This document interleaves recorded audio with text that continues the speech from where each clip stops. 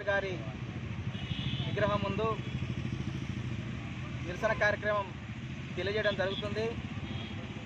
మరి ఏదైతే తెలంగాణ రాష్ట్రం ఏర్పడడానికంటే ముందు వికలాంగుల శాఖను సపరేట్గా ఉండేది. రాష్ట్రం ఏర్పడిన తర్వాత రాష్ట్రంలోకి అధికారంకి వచ్చినటువంటి టీఆర్ఎస్ గవర్నమెంటు ఇవాళ స్త్రీ శిశు సంక్షేమ శాఖలో వికలాంగుల శాఖను విలీనం చేశారు. మరి ఒకటి ఆలోచించాల్సిన అవసరం ఉన్నది. ఇవాళ ఎస్సీలకు ఎస్సీల ఆఫీసు, మరి బీసీలకు బీసీల ఆఫీసు, మహిళలకు మహిళా ఆఫీసులు ఉన్నప్పుడు ఇవాళ వికలాంగులకు వికలాంగుల ఆఫీసు లేకపోవడం అనేది చాలా ఈ తెలంగాణ రాష్ట్రంలో వికలాంగులు చేసినటువంటి దురదృష్టం అని సందర్భంగా తెలియజేయడం. ఎందుకంటే ఇవాళ వికలాంగులకు వాళ్ళ సమస్యల మీద ఆఫీసు పోయి కలుద్దామంటే మరి అక్కడ ఉన్నటువంటి అధికారులు వికలాంగుల శాఖ కాగా మరి వాళ్ళకు స్త్రీ సంక్షేమ శాఖ బాధ్యతలు అప్పచెప్పిన తర్వాత మరి వాళ్ళు ఎవరి పోయి కలవాలనో ఒక్కసారి ఆ వికలాంగులే ఆత్మపరిశీలన చేసుకోవాలి. మరి వాళ్ళ సమస్య ఎట్ట పరిష్కారం అయితేయో ఒక్కసారి ఆలోచించుకోవాలనే అవసరం ఉన్నదని ఈ సందర్భంగా నేను తెలియజేస్తున్నాను. అదే సందర్భంలో ఇవాళ తెలంగాణ రాష్ట్రానికంటే ముందు వికలాంగుల హక్కుల పోరాట సమితి ఈ రాష్ట్రం ఏర్పడాలి, రాష్ట్రం ఏర్పడితే వికలాంగుల సమస్యలు పరిష్కారం అవుతాయని చెప్పేసి ఆ రోజు రాష్ట్ర వ్యాప్తంగా ఉన్నటువంటి వికలాంగులు మండల కేంద్రాల్లో జిల్లా కేంద్రాల్లో ప్రత్యేక రాష్ట్రంగాలని ధర్నాలు నిరసన తెలియజేశారు.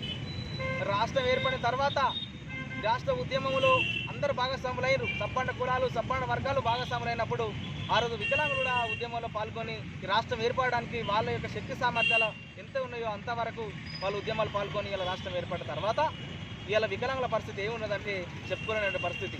ఇవాళ తల్లిదండ్రులు ఉద్యోగస్తులు ఉంటే వాళ్ళకు పింఛన్ ఇవ్వడం లేదు, చదువుకున్నటువంటి వికలాంగులు ఉంటే వాళ్ళకు ఉద్యోగ అవకాశాలు లేదు, ఉపాధి అవకాశాలు లేవు. మరి గ్రామీణ ప్రాంతాల్లో పోతుంటే ఇప్పటి కూడా సదరన్ క్యాంపస్ సర్టిఫికేట్ లేవు. మరి సర్టిఫికేట్లు కనీసంగా లేవలేని పరిస్థితులు ఉన్నటువంటి వాళ్ళు ఇప్పటికీ గ్రామీణ ప్రాంతాల్లో ఉన్నారు. మరి వాళ్ళ పింఛన్ కూడా అత్తలేదని చెప్పేసి ఈ సందర్భంగా తెలియజేస్తున్నాం.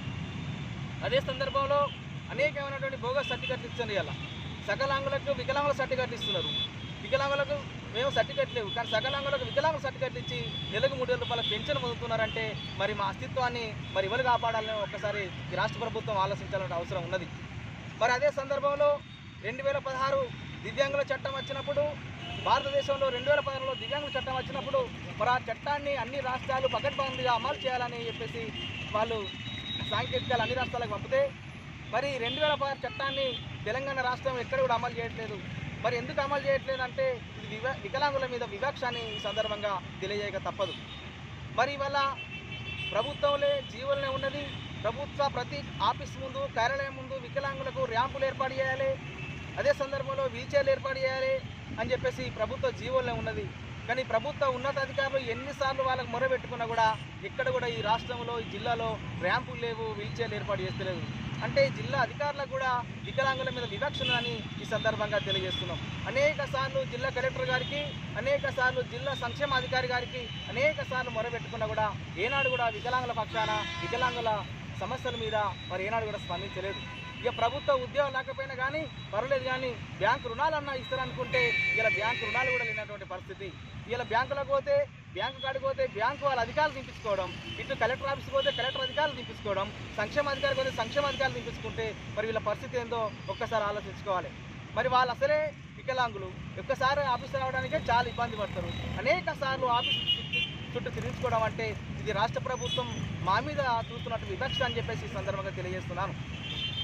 రానున్న రోజుల్లో వికలాంగుల హక్కుల పోరాట సమితి జిల్లా వ్యాప్తంగా ఒక ఉద్యమ నిర్మాణం చేసి మరి భవిష్యత్తులో వికలాంగులకు ఏదైతే రావాల్సినటువంటి గవర్నమెంట్ నుంచి రావాల్సినటువంటి ఉన్నాయో మరి ఆ సంక్షేమ పథకాలు వికలాంగులకు చేర్తలేవో మరి రాష్ట్రంలో ఈ జిల్లాలో ఉన్నటువంటి వికలాంగులందరూ, రాష్ట్రంలోని వికలాంగులందరూ గ్రామీణ స్థాయిని మొదలుకుంటే జిల్లా స్థాయి వరకు, మండల స్థాయి వరకు, రాష్ట్ర స్థాయి వరకు అనేక ఉద్యమాలు చేస్తాం.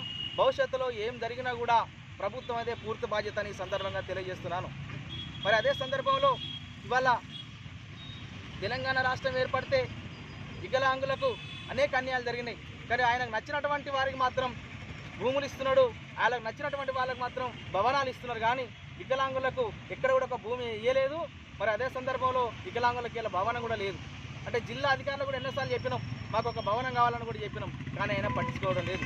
అంటే మా పైన ఉన్నటువంటి వివక్షను తొలగిపోవాలంటే వికలాంగులందరూ సంఘటితమై ఒక శక్తిగా ఏర్పడి రానున్న రోజుల్లో మనందరం ఉద్యమాలు చేయాలని చెప్పేసి ఈ సందర్భంగా తెలియజేస్తూ నాకు ఈ అవకాశం కల్పించిన పెద్దలందరికీ పేరు పేరున నమస్కారం.